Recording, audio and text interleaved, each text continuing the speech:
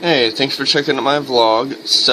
I've been spending all morning this morning, and I might as well be all day. Sure.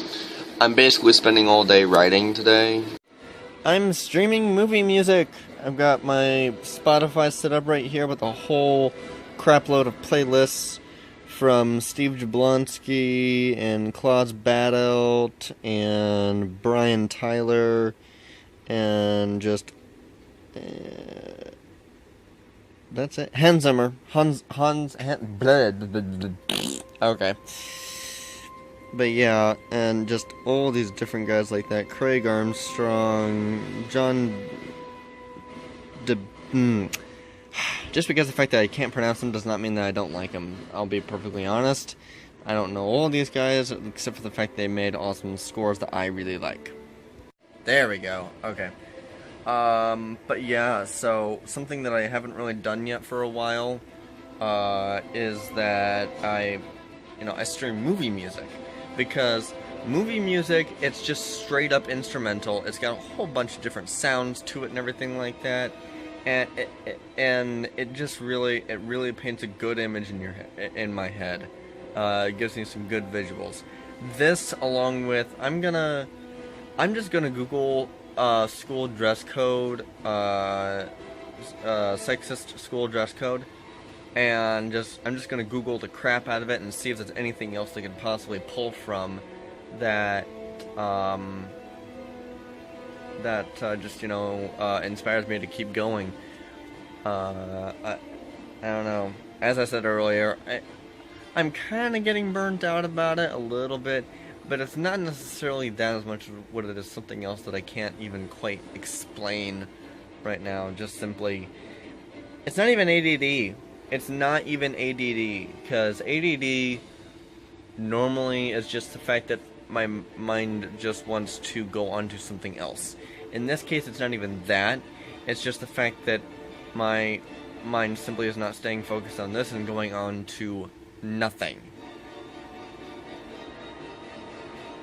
And now that I'm saying that, I'm thinking that maybe that's just my brain telling me, take a breather. In all honesty, I probably should, but whenever I start doing that, I start thinking, oh god, I want to do this, and I want to do that, and I want to get this done, I want to get that done. And whenever I think about doing all those things so much, it's hard for me to just simply sit there and do nothing. Because I want to get these things done and accomplished and everything like that. So, that's what I'm going to do. I'm going to go ahead and I'm going to get some more writing right here done. And I'm going to just Google the crap out of how sexist the school dress code is. Stop. 1, 2. God damn it. No, I don't need this. Okay. Concentrate. Focus. Wow, okay. I just Googled high school dress code sexist on Google. I Googled it on Google. Yeah, I just said that. And holy crap, the first thing that comes up is an article that was literally published today. I think it was today at least. Wasn't it today? Shit, no, never mind. But that's recent. That is really recent.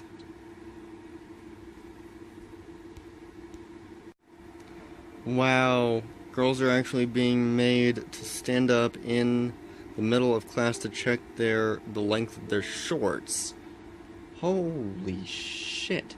This is at, let's see, Today's Style, New Jersey.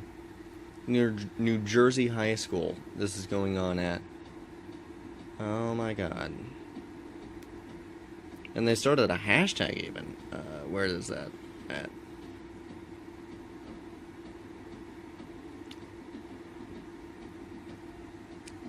Ah, I'm not my dress. What?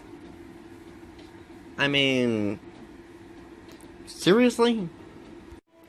I mean, I can kind of see the artistic implication there, in a way.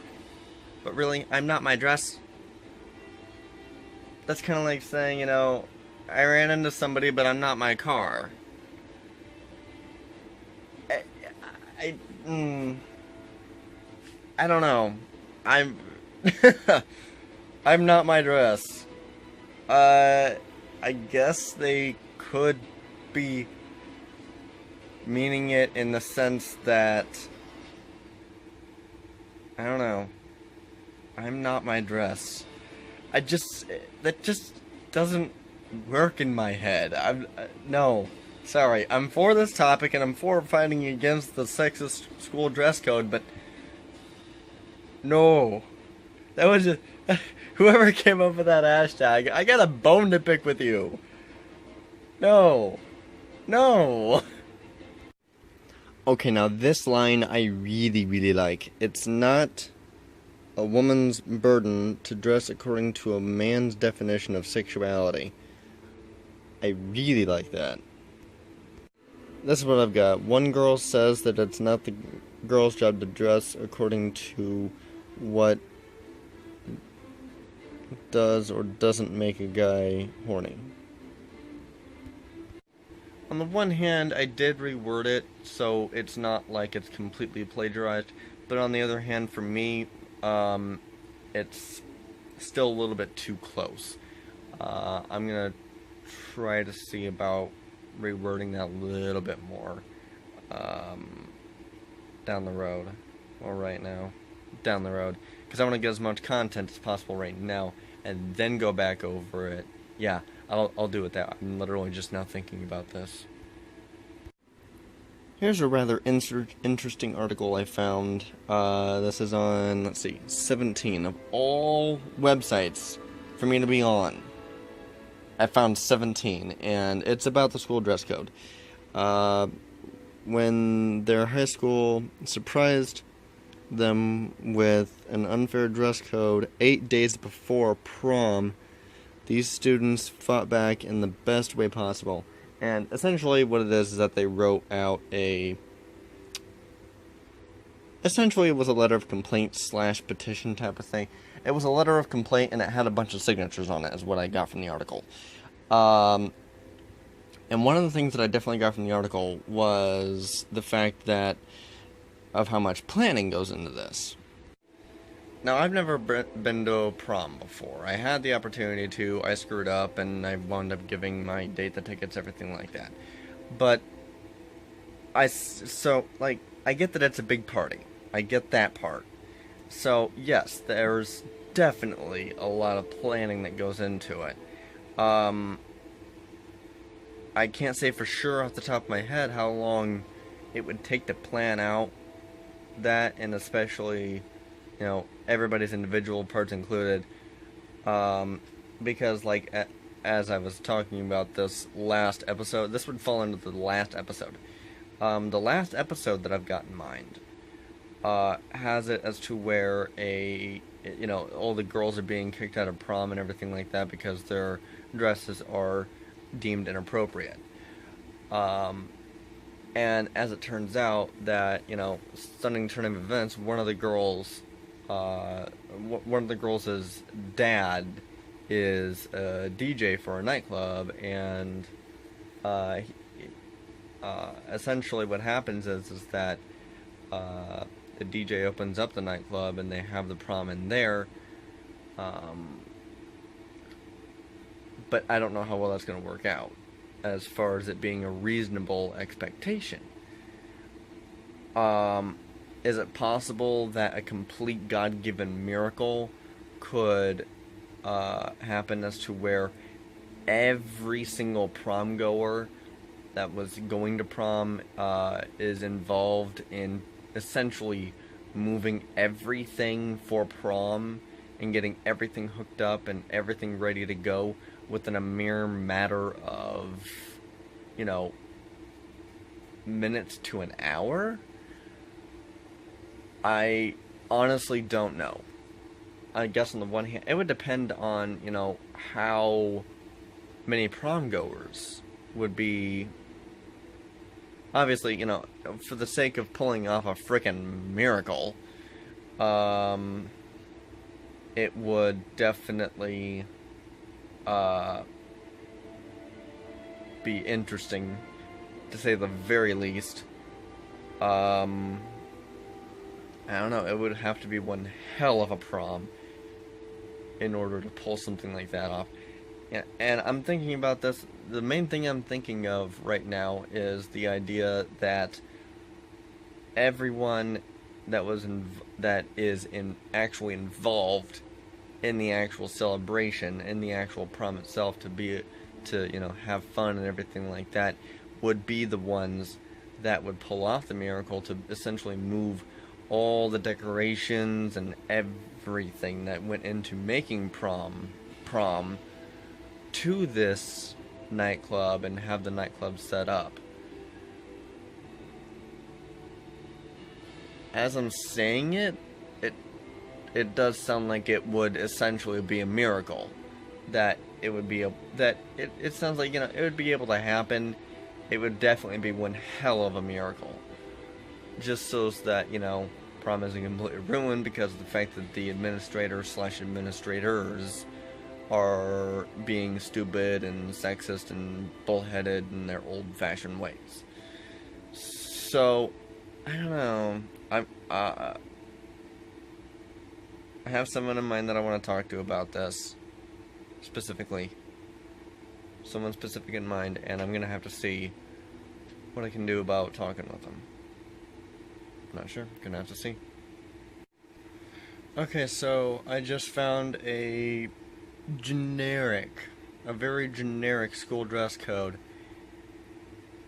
I've got a few choice words about a lot of these here. I'm just gonna kind of go through them a little fast. No hats, headbands, bandanas, hoodies, or hoods, sunglasses, do-rags to be worn within the school building.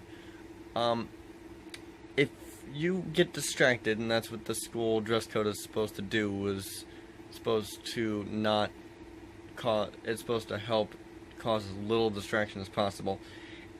If you get distracted by a hat, do-rag, bandana, hoodie, hood, sunglasses, or a do-rag, you've got ADD worse than I do, and you need to be on daily medication. I know about ADD. I am ADD myself. No combs or hair picks.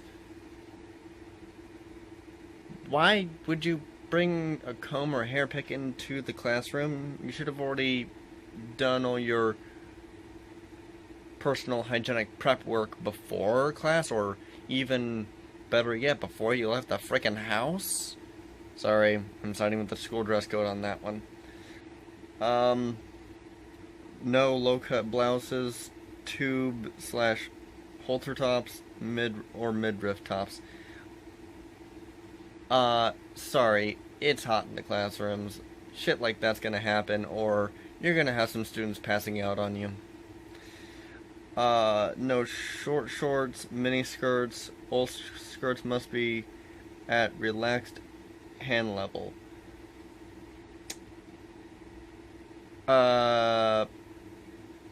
Dick. But no, yeah, again, I go back to the idea that, it's freaking hot in the classroom. You're gonna have less clothing. That's kind of a given. Okay?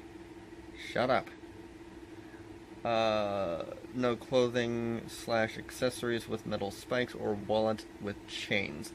Yeah, I'm gonna have to side with the dress code on this one, actually, too. If you are wearing something like that, you are begging for trouble. Not from the school dress code necessarily, although the school dress code would probably nail you for it. Somebody that would enforce the school dress code at least would nail you for it. But gangs, that is so gang related, it's ridiculous. And the fact that you would wear that in a school is just stupid and asking for trouble. Sorry. Hashtag I am out. Let's see. No visible undergarments. Yeah. I'm siding with the school dress code on this one. Sorry. No clothing with inappropriate, offensive logos, images, or wording. I already mentioned I already mentioned the offensive logos or whatever like that. Even inappropriate. I mean, what is deemed inappropriate to me is not the same thing as what is deemed inappropriate to my mom. Okay, we draw the line at different places because, what do you know? We're different people. No earplugs or headphones. If the student brings in headphones because the teacher can't get their attention, first of all, it's disrespectful to the teacher for the student to do that. Second of all, I'm going to swap it around here again. The teacher isn't doing their job, and their job is supposed to be to inspire knowledge in the student. You know, if the student is really that sidetracked from learning what the teacher has to offer as knowledge, maybe not only blame the student, but also blame the teacher. I think both of them are at fault on that one. No cell phones, media, or media electronic devices of any kind. Yeah, that one, I mean, that one's a pretty big distraction even for somebody that might not have ADD, but even so, I mean, I'm a little iffy on that. In case of emergency only, and have it on silent or something like that. In case of emergency, or, I mean, hell, even, let's be honest, the internet's a better teacher than what so many teachers are, because, you know, the internet is filled with up-to-date information. The books that the schools want to give out that the teachers are supposed to go off of are not. So, yes, they're good for history. That's about it. That's really about it. So, yeah, most of this I am not in favor for. So, just wanted to go through that.